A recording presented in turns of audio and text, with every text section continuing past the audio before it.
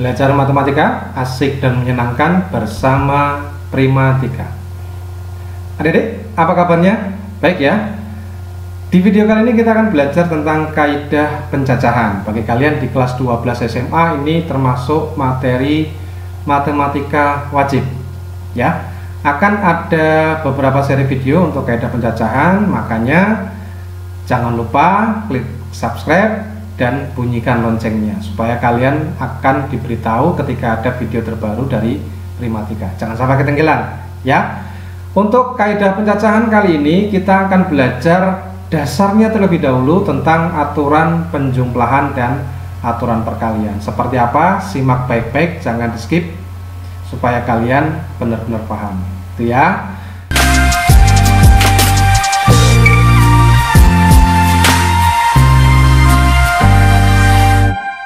Untuk kaidah pencacahan, yang pertama aturan penjumlahan, definisinya itu adalah diketahui, misalkan diketahui kejadian pertama mempunyai M hasil yang mungkin ya, dan kejadian kedua mempunyai N hasil yang mungkin. Jika salah satu dari kedua kejadian tersebut harus terjadi, banyak hasil yang mungkin adalah M ditambah N. Biasanya ada kerancuan antara aturan penjumlahan dan aturan perkalian, adik-adik. Tapi setelah ini saya yakin kalian akan bisa membedakannya. Perhatikan baik-baik, saya ulangi lagi. Diketahui kejadian pertama mempunyai M hasil, kejadian kedua mempunyai N hasil. Jika salah satu dari keduanya harus terjadi, salah satu ya, tidak pasangan gitu ya, banyak hasil yang mungkin adalah M ditambah N. Jadi hanya salah satu aja, kejadian pertama atau kejadian kedua saja. Kalau dihitung semuanya akan ada sebanyak M ditambah N. Contohnya gimana? Perhatian ini. Misalkan Andri mempunyai 5 kemeja. Ya, anggap ini kejadian pertama, ada M hasil ya, 5.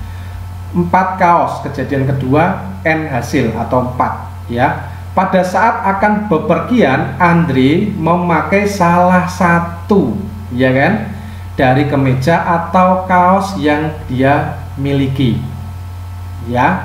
Jadi nggak mungkin memakainya kaos kemudian di luarnya kemeja. Jadi hanya salah satu aja, pakai kaos atau pakai kemeja, pilihannya itu.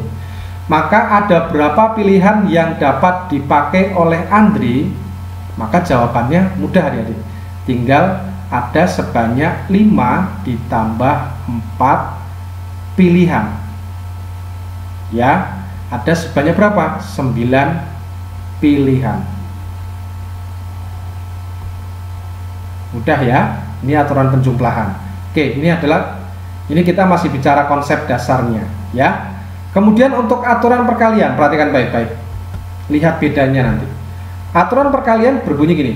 Diketahui kejadian pertama mempunyai M hasil, kejadian kedua mempunyai N hasil. Sama ya. Jika kedua kejadian harus terjadi, jadi kedua-duanya harus terjadi, berarti harus pasangan ya, antara kejadian pertama dengan kedua. Maka banyaknya hasil yang mungkin ada sebanyak M dikali N. Ya, perhatikan bedanya. Kalau aturan penjumlahan itu salah satu, tapi kalau aturan perkalian itu keduanya, jadi pasangan gitu ya. Contohnya gini. Misalkan Bertrand mempunyai 5 kemeja dan 4 celana. Ya kan? Pada saat akan bepergian, Bertrand memakai salah satu pasangan kemeja dan celana. Kan nggak mungkin memakai semuanya ya. Artinya gini, memakai salah satu pasangan kemeja celana artinya memakai kemeja sekaligus celana gitu ya. Kan dua-duanya dipakai. Beda dengan penjumlahan tadi, pakai kemeja saja atau pakai kaos saja. Kalau ini kemeja dan celana, kan tidak mungkin pakai kemeja tanpa celana ya. Demikian sebaliknya ya. Maka ada berapa pilihan yang dapat dipakai Bertrand? Nah, karena pasangan tuh, pasangan-pasangan, maka akan ada sebanyak 5 dikali 4 cara atau pilihan, maka akan ada sebanyak berapa? 20 pilihan ya. ada sebanyak 20 cara memilih pasangan kemeja dan celana. Paham ya? Oke, sekarang kalau konsep dasar aturan penjumlahan dan perkalian ini kita aplikasikan ke soal, jadinya seperti apa? Perhatikan baik-baik contoh soal dan pembahasan berikut ini. Seperti biasa, jangan lupa klik subscribe dan bunyikan loncengnya ya. Soal dan pembahasan yang pertama tentang kaidah pencacahan ya. Suatu tim tenis meja terdiri atas 8 orang putra dan 5 orang pemain putri ya. Banyak pasangan ganda campuran yang dapat dibentuk dari tim tenis meja tersebut adalah ganda campuran, berarti kan putra dan putri kan gitu ya. Kalau kejadian A ada 8 hasil, kalau kejadian pertama ada 8 hasil, kejadian kedua ada 5 hasil, banyaknya kemungkinan pasangan yang bisa kita peroleh adalah 8 dikali 5. Jadi ini adalah aturan perkalian, bukan penjumlahan ya. Jadi ada sebanyak 40 tim. Mudah kan ya, tinggal mengalihkan atau menjumlahkan. Yang penting jangan sampai terbalik. Oke, jadi jawabannya adalah D. Kita lanjutkan nomor berikutnya. Yang kedua, ada 4 jalur bus antara kota A dan kota B. Ada 4 ya, A dengan B ada 4. Kemudian 5 jalur bus antara kota B dan C.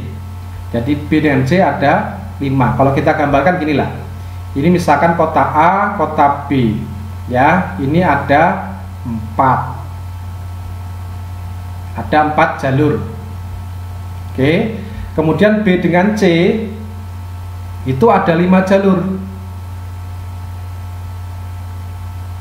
Misalkan gini ya, misalkan saja ini diibaratkan seperti ini jalurnya. Oke, ini ada 4 jalur, di sini ada 5 jalur ya. Banyak cara seseorang dapat mengadakan perjalanan menggunakan bus pulang pergi dari kota A ke kota C melalui kota B. Jadi A ke C harus lewat B gitu ya, dengan jalur bus yang berbeda, berarti tidak boleh lewat jalur yang sama. Bedakan jalur dengan rute adik-adik ya, beda dengan antara jalur dengan rute ini ya. Kalau jalur bus yang berbeda begini, berarti ketika kita dari A ke B lewat jalur pertama ini, misalkan yang ini ya, jalur pertama ya, jalur pertama, kemudian B ke C jalur ini, yang ke A misalkan gitu ya, yang ke A, maka ketika kita balik pulang lagi dari C ke B itu nggak boleh lewat A, itu namanya beda jalur, nggak boleh lewat A. Jadi kita harus lewat jalur yang lain. Terus B ke A juga nggak boleh lewat 1 ya, itu namanya beda jalur itu ya. Jadi A ke B lewat 1, B ke C lewat A, maka C ke B nggak boleh lewat A, B ke A tidak boleh lewat 1, harus yang lainnya. Paham ya? Tapi kalau rute beda. Kalau rute beda. Misalkan A ke B lewat jalur 1, B ke C lewat jalur A. Ya, maka kalau kita kembali lagi ke A, C ke B boleh lewat A, tetapi B ke A nggak boleh lewat 1, harus yang lain.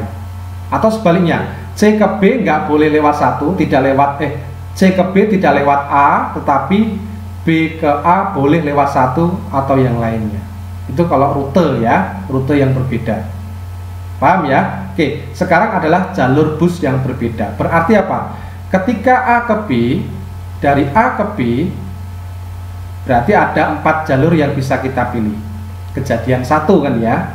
Kemudian B ke C ada berapa? Ada 5 jalur yang bisa kita lewati, ya kan? Ada 5. Kemudian kalau dari C ini kembali lagi ke B, karena tidak boleh lewat jalur yang sama, tadinya 5 tinggal ada 4, kan gitu ya. Kemudian dari B kembali lagi ke A, karena tidak boleh lewat jalur yang sama, harus berbeda, maka yang tadinya 4 tinggal ada 3 jalur saja, iya kan? Maka ada berapa banyak jalur berbeda yang bisa dilalui? Ada sebanyak 4 dikali 5 dikali 4 dikali 3. Jadi berapa nih? 20 dikali 12, jadinya 240 jalur. Paham ya? Jadi jawabannya adalah C. Oke, bisa dimengerti? Kita lanjutkan contoh soal yang berikutnya. Jangan lupa klik like dan tinggalkan komen di kolom komentar ya. Untuk soal nomor 3, dari 6 calon pengurus OSIS suatu SMA akan dipilih sebagai ketua dan wakil ketua. Banyak susunan pengurus yang mungkin terbentuk adalah K. Kalau seperti ini kita ibaratkan ketua itu K, wakil adalah WK, misal gitu ya. Ini kita ibarat kita membuat kotak aja gitu. Kita pakai kotak ya, pakai aturan pengisian tempat istilahnya. Jadi di sini yang kita tulis di dalam kotak ini bukan angkanya tetapi banyaknya gitu ya, banyaknya. Karena ada 6 orang, katakanlah A, B, C, D, E, F gitu ya. 6 orang ini akan dipilih ketua dan wakil ketua. Nah, untuk misalkan pemilihan ketua dulu, maka antara A, B, C, D, E, F semua berpeluang menjadi ketua, iya kan? Semua berpeluang menjadi ketua. Berarti yang berpeluang menjadi ketua ada berapa orang? 1, 2, 3, 4, 5, 6. Ada 6 orang, kan begitu ya? Oke, katakanlah sudah terpilih seorang ketua, kita tinggal memilih wakil ketua, iya kan? Berarti kita tinggal memilih wakil ketua dari berapa orang sisanya. Nah, katakanlah yang terpilih sebagai ketua adalah si A. Maka si A ini sudah tidak lagi kita lakukan pemilihan. Kan tidak mungkin ketua sama wakil ketua orangnya sama kan? Kan tidak boleh ya, harus berbeda. Jadi si A tidak lagi dipilih, tinggal apa? B, C, D, E, F. Tinggal ada 5 orang lagi. Iya kan? Tinggal 5 orang. Jadi yang bisa menempati posisi sebagai wakil ketua adalah 5 orang, 1 dari 5 orang. Nah, seperti ini. Maka ada berapa banyak cara pemilihannya? Ada sebanyak 6 dikali 5. Berapa? 30. 30 kemungkinan kombinasi ketua dan wakil ketua. Ya, jadi jawabannya adalah D. Lanjut nomor 4. Perhatikan baik-baik. Banyak bilangan terdiri atas 3 angka berbeda ya, dan bernilai lebih dari 200 yang dapat dibentuk dari angka-angka 1, 2, 3, 4, 5 adalah K. 3 angka berbeda. Kalau kita ibaratkan membuat kotak itu 3 angka itu 3 kotak. 3 angka itu berarti kan angka ratusan, angka puluhan, angka satuan gitu ya. Oke, yang kita bisa gunakan angka-angkanya adalah 1, 2, 3, 4, 5. Ada 5 angka ya, dan harus lebih dari 200 dan berbeda. Berbeda maksudnya apa? Tidak boleh misalkan lebih dari 200, 211 itu tidak boleh. Kenapa? Angka 1 muncul 2 kali gitu ya. Jadi ketiga-tiganya harus angka berbeda semua. Paham ya? Nah, harus lebih dari 200 berarti angka ratusan kan minimal harus angka 2. Ya kan? Nggak boleh angka 1 ya. Boleh angka 2, boleh angka 3, 4 atau 5. Jadi yang kita taruh di kotak-kotak ini adalah banyaknya angka. Ya, saya tekankan lagi, banyaknya angka, bukan angkanya ya. Bukan angkanya tetapi banyaknya angka. Jadi yang bisa kita jadikan sebagai angka ratusan adalah 2 bisa, 3 bisa, 4 bisa, 5 bisa. Kan harus lebih dari 200 ya. Jadi ada 4 angka yang bisa kita pakai sebagai ratusan. Oke. Kemudian yang kita pakai sebagai puluhan ada berapa? 1 boleh, ya kan? 1 boleh, 2 boleh, 3 boleh, 4 boleh, 5 boleh, semuanya boleh. Ada 5 angka yang bisa kita gunakan. Tetapi karena harus angka berbeda, maka kalau sudah digunakan sebagai angka ratusan tidak boleh lagi digunakan sebagai angka puluhan. Paham ya? Jadi kalau misalkan angka ratusannya itu adalah 2 misalkan, angkanya 2 misalkan ya, berarti angka 2 ini tidak boleh digunakan di puluhan. Paham ya? Jadi yang bisa digunakan hanya 1, 3, 4, dan 5. Tinggal 4 angka. Jadi kita tuliskan lagi 4. Lanjutnya satuan. Satuan semuanya boleh enggak? Boleh. 1, 2, 3, 4, 5 boleh, tetapi ingat harus berbeda. Misalkan angka ratusannya yang dipakai adalah angka 2, ya kan? Kan minimal 2 kan ratusannya, harus lebih dari 200. Dan angka puluhannya misalkan pakai angka 1 misalkan ya, 200, 21 berapa gitu ya. Maka untuk angka satuan tidak lagi boleh menggunakan, tidak boleh ya. Maka untuk angka satuan tidak boleh menggunakan 2 dan 1. Jadi 2 sama 1 kita coret, tinggal 3, 4, dan 5 saja, tinggal ada 3 angka. Maka angka satuannya tinggal 3 yang bisa kita pakai. Nah, berapa banyak 3 angka berbeda yang lebih dari 200? Berarti ada sebanyak 4 kali 4 kali 3. Berarti berapa nih? 16 dikali 3, 48 angka. Ya, jadi jawabannya adalah C. Bisa dipahami? Oke, kita lanjut soal berikutnya. Silahkan share video ini jika dan anggap video ini bermanfaat ya. Untuk soal nomor 5. Dari angka-angka 2, 3, 4, 5, 6, 8 akan dibentuk bilangan terdiri dari 3 angka berlainan. Ya, berlainan dengan berbeda tadi sama ya. Banyak bilangan antara 300 dan 700 yang dapat dibentuk dari angka-angka tersebut adalah, oke, kita membentuk 3 angka berbeda atau berlainan ya. Berarti isinya kan ratusan, puluhan, satuan, tetapi nilainya di antara 300 sampai dengan 700.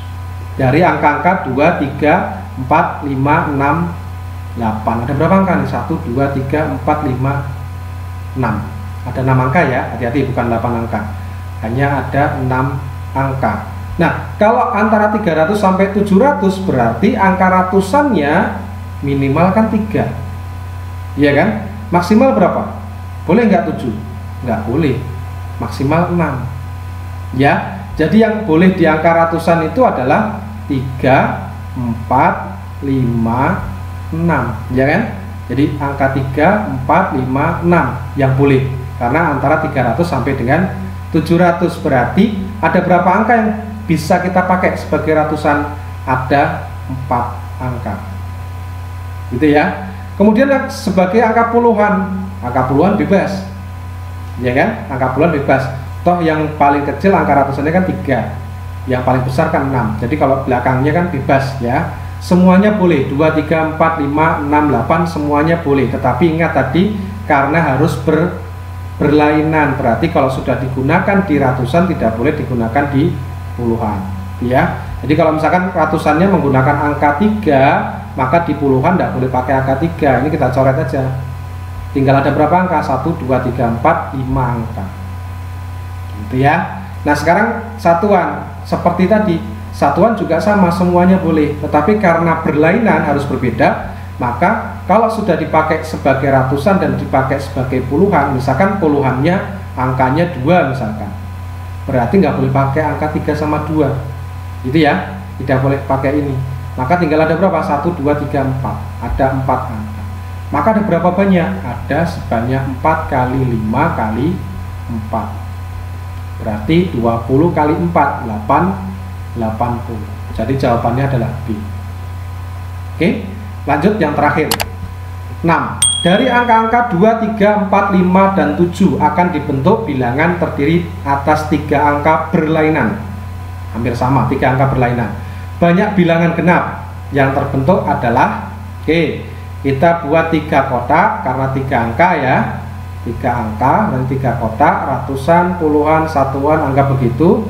Karena angka genap itu kan yang mempengaruhi angka satuannya. Walaupun yang depan itu misalnya gini, depan itu 3, 5, tapi kalau yang belakangnya 2 atau genap, ini angka genap apa ganjil? Genap ya. Karena apa? Belakangnya genap. Mau yang depannya ganjil atau genap, kalau belakangnya genap dia jadi genap. Oke. Jadi yang mempengaruhi dia genap atau ganjil itu adalah angka satuan. Maka yang kita dahulukan dari satuan. Ya. Dari 2, 3, 4, 5, 7 yang angka genap apa? 2 sama 4, nggak ada yang lain. Berarti untuk angka satuan hanya bisa 2 angka saja, yaitu 2 dan 4.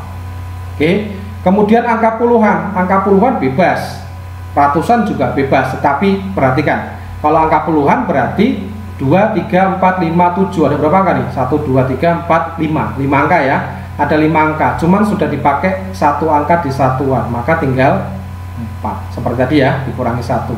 Ratusan semuanya boleh, ada 5 angka boleh, tapi sudah dipakai 1 di satuan, dipakai 1 di puluhan, maka sudah dipakai 2 angka, tinggal 3 angka yang bisa kita pakai. Jadi angka ratusannya tinggal ada 3 angka yang bisa dipakai. Maka ada berapa banyak? Ada 3 kali 4 dikali 2, berarti 12 dikali 2, 24 angka atau bilangan. Jadi jawabannya adalah B. Oke, bisa kalian pahami ya.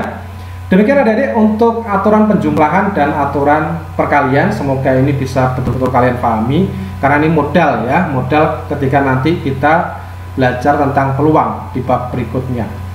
Kita akan lanjutkan di video berikutnya tentang permutasi dan kombinasi. Maka jangan kemana-mana, tetap di channel Primatika. Sampai jumpa lagi. Wassalamualaikum warahmatullahi wabarakatuh.